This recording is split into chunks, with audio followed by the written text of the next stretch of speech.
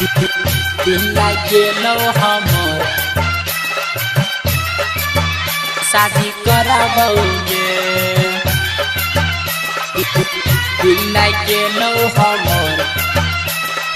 अभी आप सुन रहे हैं लानित म्यूजिक की शानदार प्रस्तुति। Music director Kishan Ram. गेली भैया के हमहू बारात में एगो छौरी पटेलिया रात में गेली भैया के हमहू बारात में एगो छौरी पटेलिया रात में गे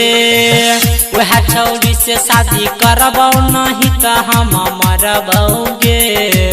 वह छौरी से शादी करबौ नहीं तो हम मरबौगे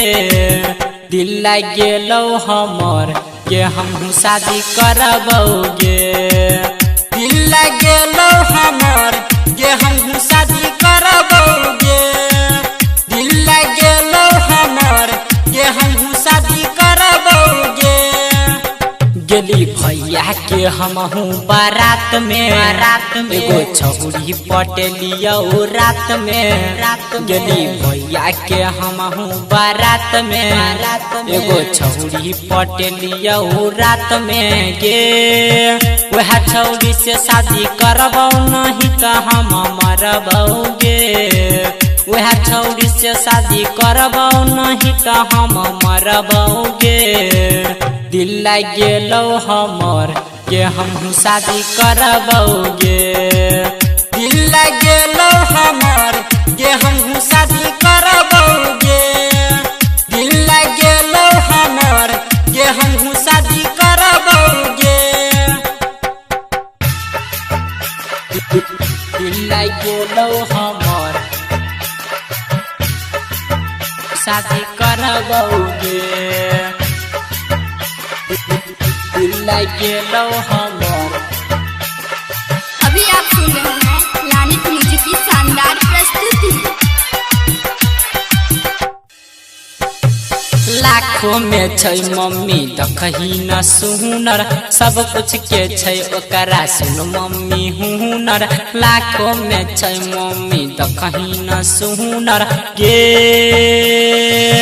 पुतहु बनतौ त जिंदगी में खूबे तरवे गे पुतहु बनतौ त जिंदगी में खूबे तरवे गे दिल लागेलो हमर के हमहू शादी करबौगे दिल लागेलो हमर के हमहू शादी करबौगे दिल लागेलो हमर के हमहू शादी करबौगे दिल लागेलो हमर शादी करबौगे दिल लागेलो हमर। अभी आप सुन रहे हैं लानित म्यूजिक की शानदार प्रस्तुति। Music director Kishan Ram. पहले भेलै सुन मुलाकात गे छेली रमन जी की सनवा के साथ में पहले भेलै सुन मुलाकात गे चांद सन चेहरा में हमर आगे मम्मी पटेल कहूगे चांद सन चेहरा में हमर आगे मम्मी लोभेल कहूगे दिल लागेलो हमर के हमहू शादी करबौगे दिल लागे